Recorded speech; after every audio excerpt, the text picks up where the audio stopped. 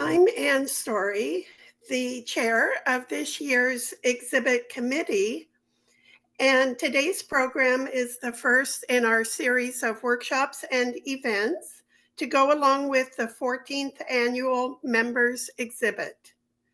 It is my pleasure to introduce Brenda Gallagher, who will be sharing her expertise in taking effective photographs of your artist books.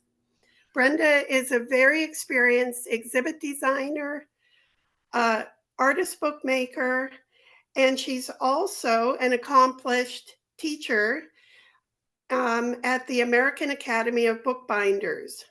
She's designing our exhibit catalog for this year, and we're thrilled to be working with her. In her own words, Brenda is a devotee of the book who understands the importance of a photograph or exhibit catalog as a tool to show the art in the best possible way. Let's start with the camera. If you don't have a camera, you can still get good photos of your work. If you just have an iPhone, that can be fine. iPhone cameras have gotten very good in the last several years, and you can take really good photos with them. So don't feel like you have to be a professional photographer or have a professional photography kit and setup in order to get great pictures of your work. You can get good stuff with an iPhone.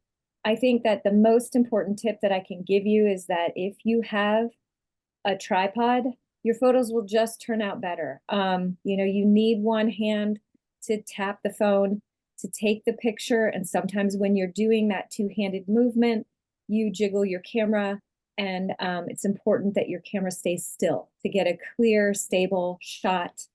And a little tiny tripod like this one will go a long way to helping you stabilize your shots. And these little tripods, this is a small one. They aren't very expensive. You can find them on Amazon. We're not seeing the tripod, Brenda. Oh, funny, it shows up on mine. Well, okay, well, I'll see if I can dig up that photo at the end and show it to you. It's just a three-pronged legged tripod that you can bend the legs to go different directions, and it has little grippers that grab your phone on the top. The other iPhone tip is don't zoom at all. So when you zoom in with the iPhone camera, you are going to lose resolution and your photos will be more blurry and not as crisp as you need them to be. So keep it in the 100% range. That's the one range. And don't zoom at all. If you need to get closer to your work, move the camera closer or farther away. Okay. Oops, there we go. Okay. All we're seeing is that first, the photography tips for book artists. Oh, it's not. There we go. Thank you. Okay, so let's go back a slide and we'll see if you can see my iPhone tripod. Can you see it? Yes. Okay, fabulous. Okay, so this little tripod is really inexpensive, under $20 on Amazon, and it just grabs your phone and holds it for you. All right, if you have a digital camera, then you might be familiar with some of these things we're going to go over. Or you can borrow a DSLR from a friend. And if you're not familiar with the camera, you can shoot in manual mode, and that'll be fine. Manual mode will keep all of these settings I'm about to talk to you about. It'll do it automatically, so you don't have to worry. If you have the option of color mode, shoot in RGB. For image size, you should set your camera to the largest size, the most information, the most pixels that you can capture with your shots. And then the format. So this right here is kind of photographer speak. If you want RAW or TIFF, that's the ideal format for people who work with a camera and present their photos to other artists for print or for whatever reason. This statement here, JPEG format is best used for the web. That is true. JPEG format is compressed. and RAW or TIFF image files are better. But I just want to say, as a little caveat to that piece of my slide, is that if a JPEG is the only format that you can get with your iPhone, that format is fine for me, for this project that we're working on together. If a JPEG is what you can make, that'll be fine. And I can work with that on my end.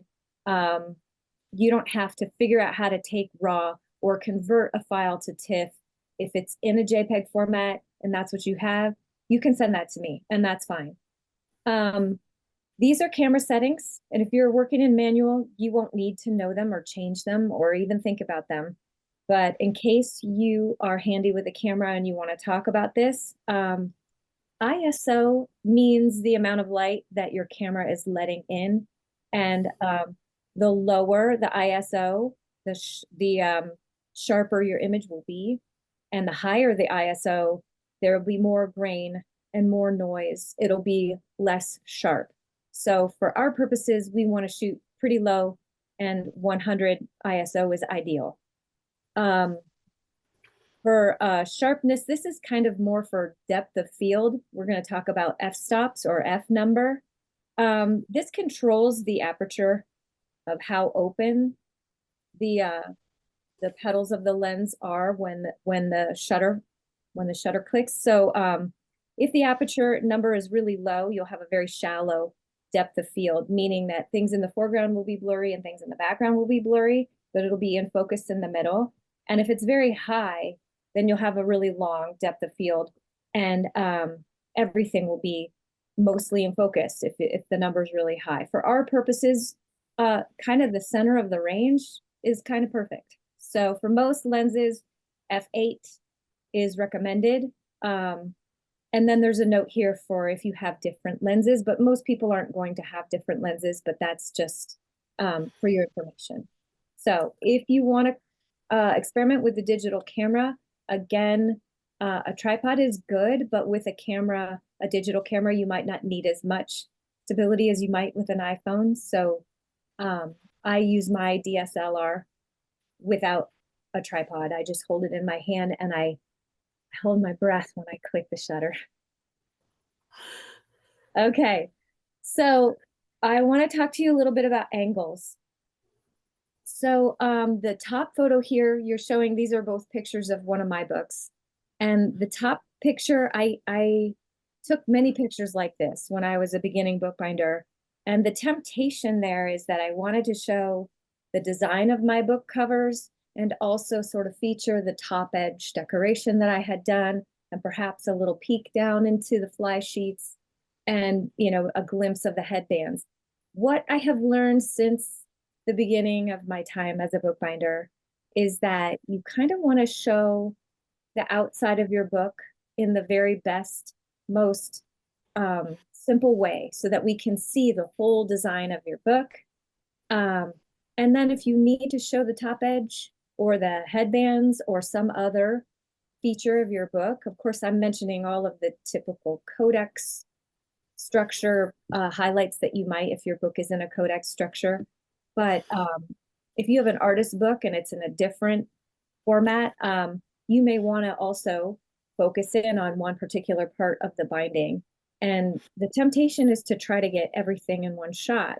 I would encourage you to try to get the front of the book in one flat plane. It's the best way to view the design.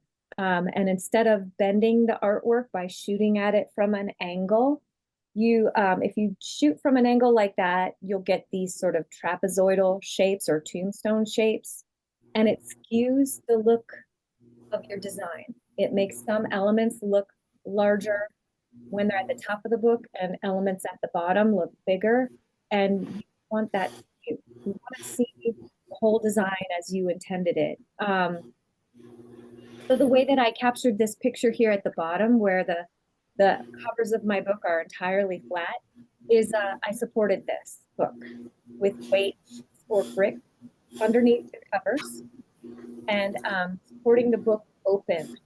And then I took my camera and I shot straight down on the book as it was propped open with weights. I'm going to show you how to do that. So on the left here is a picture of my weights. It's just 2 bricks that are wrapped in paper. And so in this way, they won't abrade or damage my book. And I can use them as weights without worrying about them coming into contact with my book in any harmful way. So in this picture on the right, you can see that I've got the book standing on end so that I can support the book block and keep the covers exactly open, level to each other, and then shoot straight down on it. As a rule of thumb, you want to align your camera's lens exactly with the center of your work. So if you were taking a picture of a painting, you would want to hang it on the wall and then line up the lens of your camera with the exact middle of that painting. And in a 3-dimensional book, it's harder to know where the center is, but you want to not be shooting it, at an angle. You want to be right level with the book as it's sitting on the table for this shot here, for the shot in the previous slide. Okay, the next thing to consider is the light. So if you look on photography websites, they're going to tell you to take your work outside. Well, an overcast day is ideal because there will be cloud cover, the direct sunlight will be diffused. You're looking for even lighting. So if you have a place in your yard and there's like dappling light coming through the leaves of a tree or other foliage, you don't want that. You really want an even amount of light to be falling on your book as you're looking at it through the camera. If you work in direct sunlight, you're going to get reflections and shadows and glare and hot spots. And so what you're looking for is the sweet light. This is what photographers that I've worked with call the sweet light, the best light to shoot photography in. And so here in the middle of this slide, you'll see a picture of my front porch. And so I have in the past set up my whole photo shoot out there on my porch. And you'll see that the shadow in the shade there cast by the roof on my porch, I could set up a swath of paper to fall down from that little side shelf onto the ground. And I would be not in the direct sunlight, but in the shade. And then it's enough light because outside is bright, but it's all even and it's sweet light. I also shoot indoors. And so this photo on the right is a photo of my front door. And you see all this natural light pouring into the house. And I like the look of that light, so I do shoot indoors. The trick is to turn off all artificial lights. Do not use a flash when you're shooting your work. The photographer's shadows, you got to watch out for them a little bit more carefully when you're indoors because you don't notice them as much. The light is diffused and you don't notice that you're casting a shadow until you're looking at your work on the computer screen. When you're outside in direct light, it's very plain. It's obvious that you're working the light, but indoor it's a little more subtle. So you want to be careful that you're not standing in the light that's coming in. Okay, step 1 to shooting your work is make sure it's clean. It seems like a really simple and obvious tip, but you can be in a rush and be thinking about all of these other things and overlook this. And then once you get all your photos on the computer, you're thinking, oh, there's so many specs, and it's time consuming and more difficult to clean up the photography afterwards. If you're just careful to make it clean, get out a crepe eraser and sweep those off of the work and have a good look and make sure that everything it has no hairs or that you don't want in your photo. So clean work. And then you want a background. So basically what you want is a curved background that's seamless. So it doesn't show a break between the ground and the background. So I like to use a roll of paper that I got. It's Strathmore paper and it's a neutral color. I like this light gray. And this paper is really strong, so I can use it over and over and over again, and it doesn't really show any wrinkles or creases, or it's really durable, so I don't have to worry about tearing it as I'm trying to get it to be weighted down on my coffee table and squeeze down to the floor. You can see my cat is always in the way, so perhaps my slides should have said, step 3, remove your pets from the room so that you can. And then if you look at this photo on the far right, you'll see my little book there. I want you to notice the shadow that the natural light coming in from my front door is casting. So the natural light from outside is coming through the glass panes of my front door and landing on my book, and it's casting a shadow on the background. And just notice that, because we're going to talk about that. This is another way to do a seamless background. My husband uses these with his pottery. My husband is a ceramicist, and he has a light box like this that he uses for his ceramic students, and it's a great way to shoot work if you want it to be entirely without a background. So if you look at this little picture here of this person holding an iPhone camera, you'll notice that that vase of flowers has no background at all. You don't see anything, it's completely white. That's one of the things you can do with a photography light box. It comes with other backgrounds that you can slip in to that bend to give you other colors.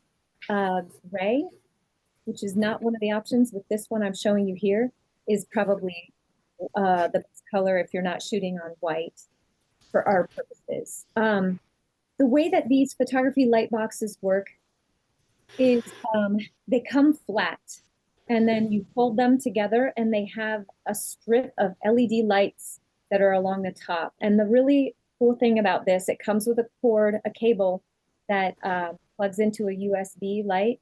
The thing that's really great, I don't know if you've ever had LED lights, they can just be blindingly bright. There's a dimmer switch on these, and you can dim them down to control the amount of light that's falling on the object that you place inside the photography light box. So that's a really cool thing. The one that my husband has is really small, so I don't use it for my book work because if I try to open up my books, they don't fit inside. So these small ones are about 10 inches square, which isn't big enough for me. And a small one is really inexpensive. Again, on Amazon, you can get this for 20 bucks or less than 20. But they do come larger. So if you think that you like this setup and you don't have to mess around with finding natural light that works, maybe you have weather where you live where you're not going to get sufficient natural light, or maybe you live in a place where you don't have a large window where light's going to come in and help you with your photographs, then perhaps you would want to invest in a thing like this. You'll notice here on the bottom right, they do make them larger. And they're on Amazon is about $50, but it's large enough to hold up most books as they're open. 23 inches square is pretty big. And then you'll see here on the right that it comes flat, so you can store it, you know, back behind a bookshelf or wherever when you're not using it. And when you're ready to use it, you fold it up and it's ready to go. Okay, when you're shooting, you want to start wide and get the whole book, and then move in for detail shots. Again, you're going to get your book's highlight. If you're doing artist books, you may have ideas about what is the best piece of your work. And those are detail shots that we want to have. That's going to be great. Breathe while you're shooting. Be slow and methodical. Don't be in a rush. You know, just take your time. This last detail is what these photos are here to represent, is make sure you have enough of your neutral seamless background to go behind your entire book. So as you're shooting your work, make sure you can see all 4 corners in the neutral background. So if we're looking at the photograph on the right here, you'll see that the gray of the the foreground is not high enough to go all the way to the top of the book, and we're seeing the side of the house and the leaf blower. We don't need to see any of that in the background of your books. And if you're thinking while you're shooting, well, it'll be really simple, just put this out. It's actually really not. It's time consuming and it can give you results that are not pleasing. Also, there are automatic tools that'll help you clip out an object. If someone presented to me a photo that looked like this one here on the right, I would need to clip this out. I'm not going to include the side of the house and the leaf blower in the catalog. But then in clipping this, you'll notice that the color of the wood on the side of this door in the background is almost the exact same color as the leather on the corner of this book. And that means that this clipping path will have to be done by hand, and it's tricky. So get your neutral seamless background set up first, and then set your work in a clean, seamless environment, and make sure that there's enough of the background to go for all four sides of your book. You don't want to see any of your background studio here. Oh, the reason why I included this blue photo is because I wanted you to notice that if I were to clip out this blue book, you'll see that the fluorescent lights in this studio is making a little flare here, right at the top edge of this book. And so if I were to clip out this book and remove this studio entirely, there would still be this weird area on the top edge of the book where there's a flare of some kind that we don't know why. It looks like there's a light taken out of the book.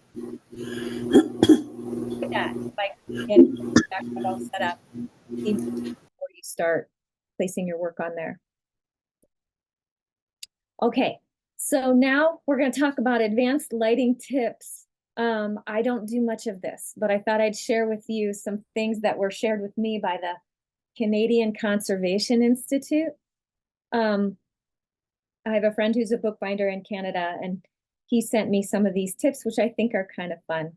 So if you remember the shot of my book on the seamless background and there is a shadow in the back, if you're looking at it and you're thinking that shadow's too dark or too pronounced, and I really wish that shadow were lighter, one way that you can make that shadow go away is to hold a plain white piece of cardstock or foam core board to bounce light, again, natural light from the same windows that you're shooting in front of. Natural light bounces off a white board, and if you point the board in the correct angle, you can point it at the shadow you're trying to make disappear or disperse a little bit, and it'll lighten up the shadow that the natural light is causing on your item. So then you're thinking, well, how am I going to do that?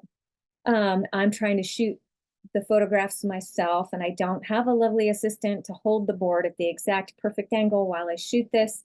Here are some tricks for setting up a bounce board where it's hands-free and you don't have to be holding it or having someone else help you hold it. So you'll see the object that they're using here is a little statue, and the reason why they might want to bounce some light onto it is perhaps the shadows are too dark and you're not seeing the full three-dimensionality of this statue. I have never used any reflective material like this on my book. I feel like my books that I have shot, I feel like a plain board, a plain white piece of foam core is enough to bounce enough light into my shadows or onto my book that I want.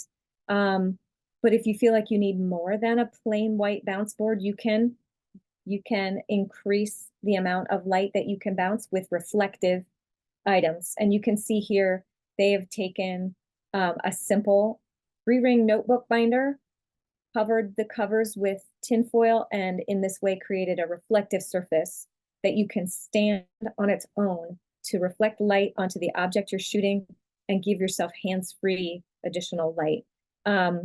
You can use this as a beach mat, a reflective beach mat, but also those reflectors that you put into the windshield of a car when you're parked would also work.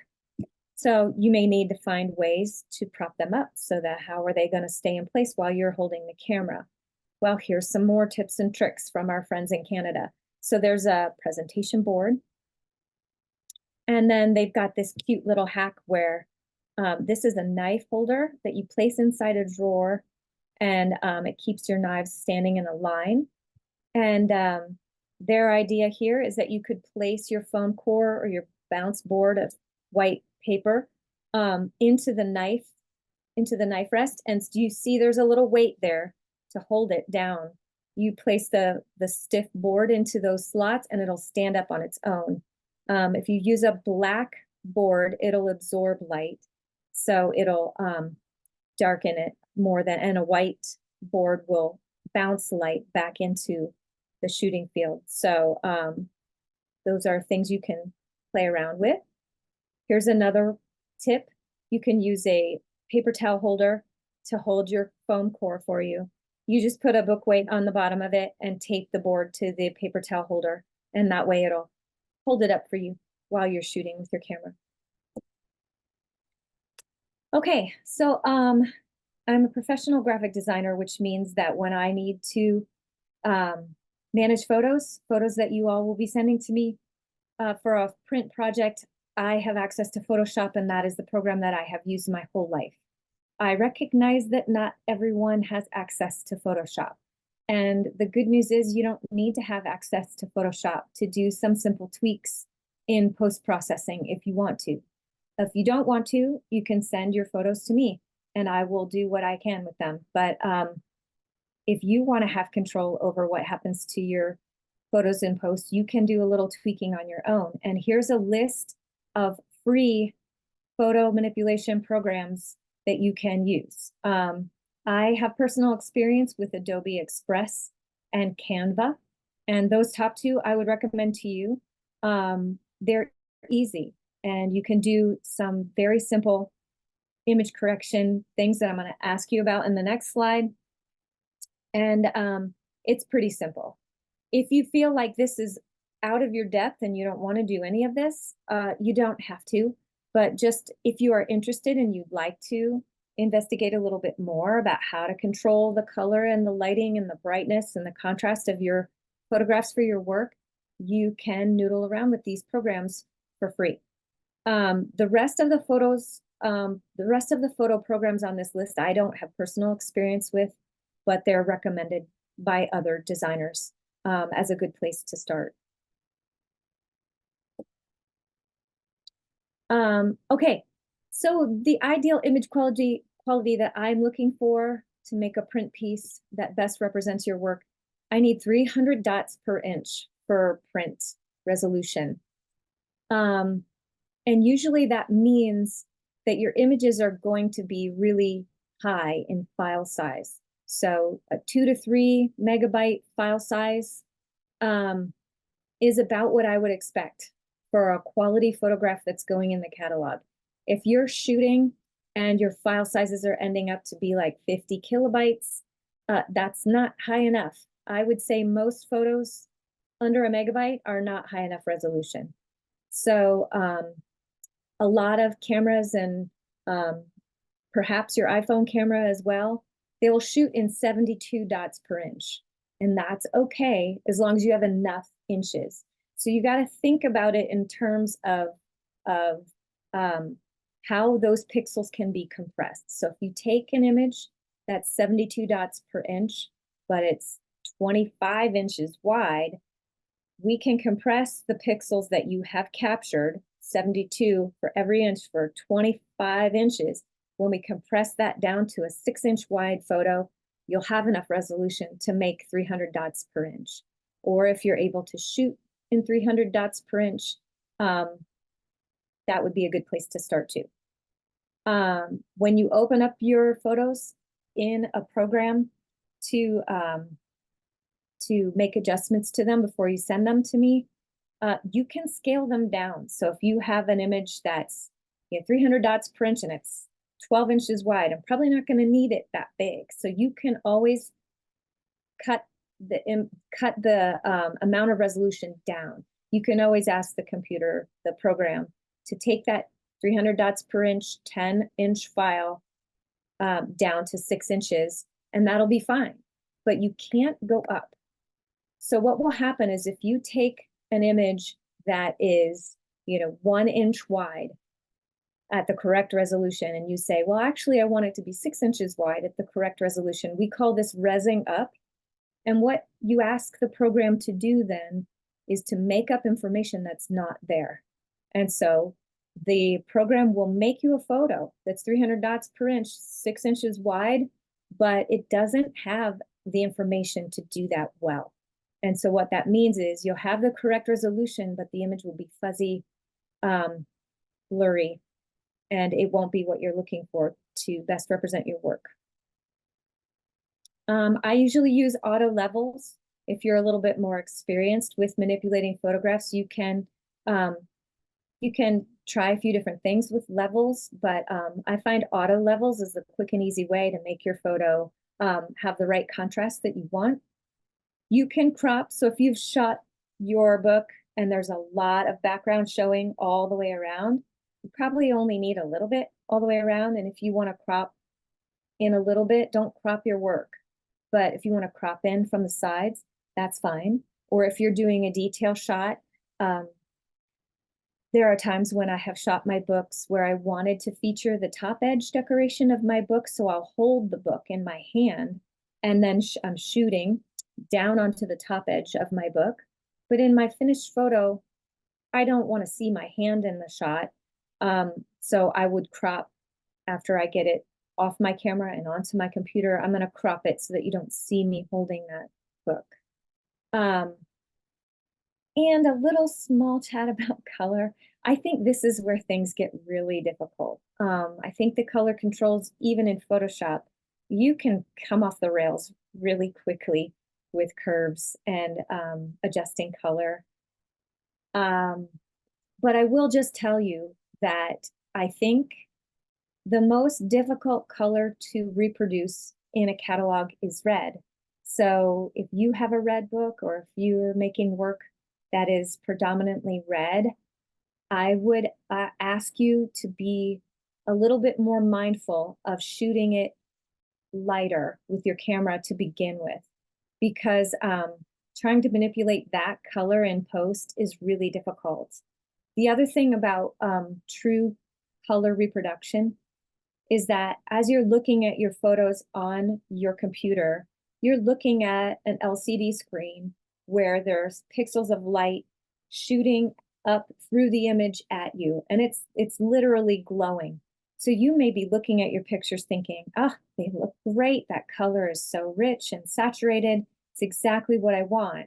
And then when it prints in real life, it doesn't have that luminosity. And this is a thing that designers all over the world who are doing print struggle with every day, which is that the way that you perceive an image once it's been printed on paper is a reflective image. So the ink goes onto the paper, and then the light falls onto the printed piece, and you're looking at the image as it was printed and reflected, instead of on an LCD screen where it's literally glowing at you.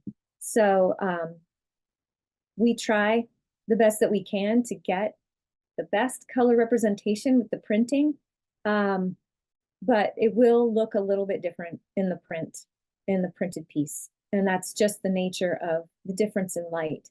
So my little tip to you is to just be careful with red. And if you have a very red piece of work that you're submitting for this catalog, maybe think about taking some options where you're bouncing more light onto that work. You can save your work as a TIFF or a JPEG, your photo files. Those HEIC files from the iPhone, I can't take those. They need conversion. Okay, so in review, you're going to want to start with clean artwork, and you want to make sure your background is also clean. You're going to look for the sweet light. You want to find a place that's not in direct light, be it inside or out, but a place where you have consistent, even light. you're going to look for you're going to set up a seamless background with a roll of paper, or you can use book cloth or fabric as long as it's neutral and can drop out and feature your work. You can use those photography light boxes if that's a method that appeals to you. And then think about the angles of your shots. You want your camera lens to be exactly even with the center of your work. And if you shoot from an angle other than straight parallel to your work, you will distort your work into weird shapes. So avoid doing that. And then post-processing, just cropping, auto levels, and saving as a JPEG or a TIFF. Let me see. It looks like the first question is, will a handout be made available of this talk later? I'm happy to share the slides. That's a PDF presentation that I put together for you. And if you would like that, I'm happy to send that to Anne and she can figure out how you guys can access that. Right. Oh, and just as a follow-up to that, since we're recording this talk, you'll be able to review it on the recording at your leisure. Okay, another question. I have a digital camera that is about 10 years old. I understand that newer cameras have more PPI. Does this matter? It only matters. So, I mean, as a rule of thumb, we're looking for 300 dots per inch, and probably 6 or 8 inches wide is probably the most that we would need. So if your camera, again, if it can shoot 72 dots per inch and the image ends up being 15 or 20 inches wide, you can compress those pixels down into a 300 dots per inch 300 dots per inch photo that will work. I don't know what the maximum output is for your camera, but you could do a test and shoot with the most resolution that you can capture with that camera, and then take your photo into one of those software manipulation tools that I recommended and compress the pixels that you captured and see what is the biggest file size that you can get with 300 dots per inch. Did that make sense? I hope it did. Yeah, okay, thanks. Okay, next question. For the background, is white better than black? Or I'll just add, is there a color preferable to white or black? I think white or something neutral like gray or even a very light sandy colors. I've shot on sandy light tan before, but if you picture in your mind the page of the catalog that we're going to be creating, the paper will be white. And so if you think about the image that you're taking being placed on that page and printed, if you use a black background, you'll have a black square around the confines of your work. And I think that you'll find that the attention of the viewer who's holding the catalog in their hand, flipping through the pages and looking at your work, the attention of that viewer will be more accurately focused on your piece if we don't notice the background at all. If it just falls away into nothing, all I can see is your book and your work. And that's the goal. I would say no colors in the background is what we should all aim for. And it allows the design of the pages to breathe a little bit more instead of being white page with a whole bunch of boxes. Yeah, so I would aim for that. I mentioned the black foam core as a way to tone down light. That's too much for bouncing light, but not as a background. No, I would not recommend black. Okay, thank you. Next question. For this catalog, how many images will each work be represented by? I don't know the answer to that, Anne. What do you know? Right. Yeah.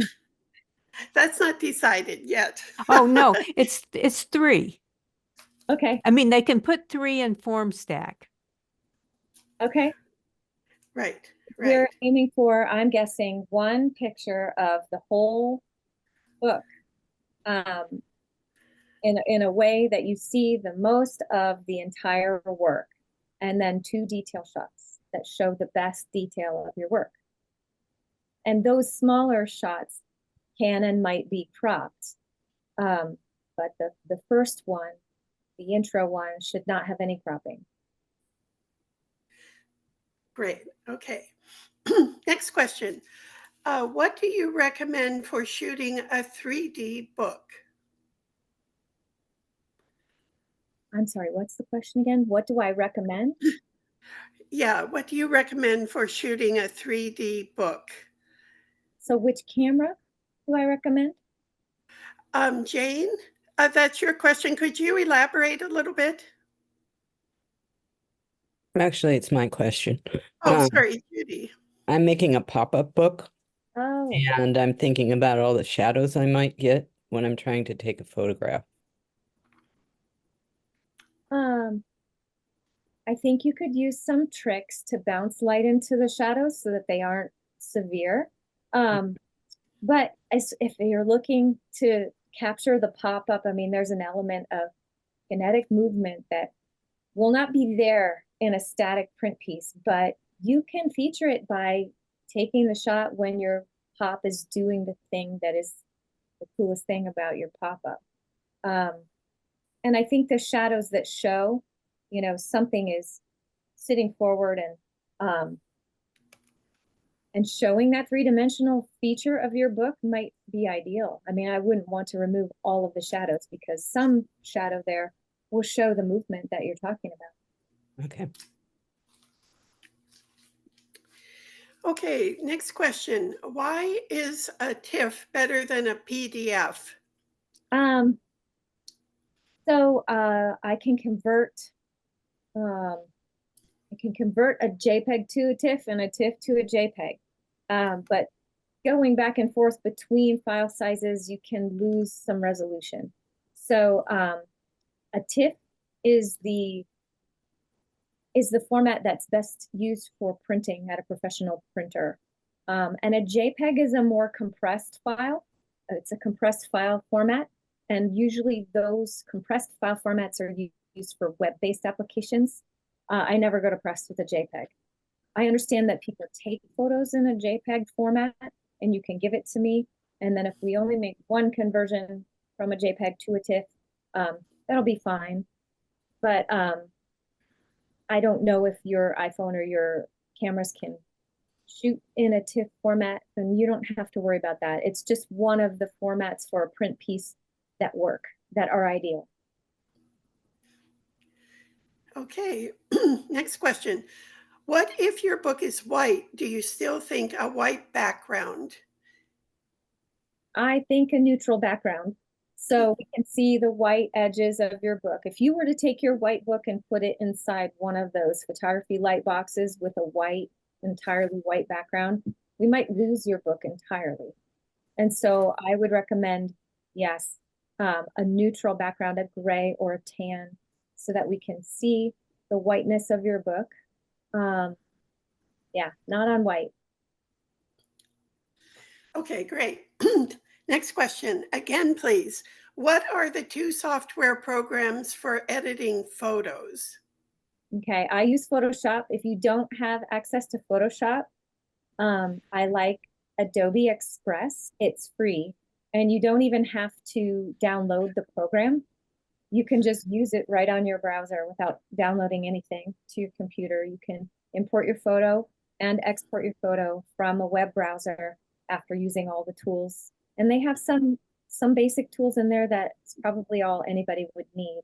The other one was Canva that I've used before, and their tools are a little bit more sophisticated, and again, free, but you'll have to download that program. And then the others on the list, you can refer to the recording of this talk or to my slideshow, which I'll make available to Anne.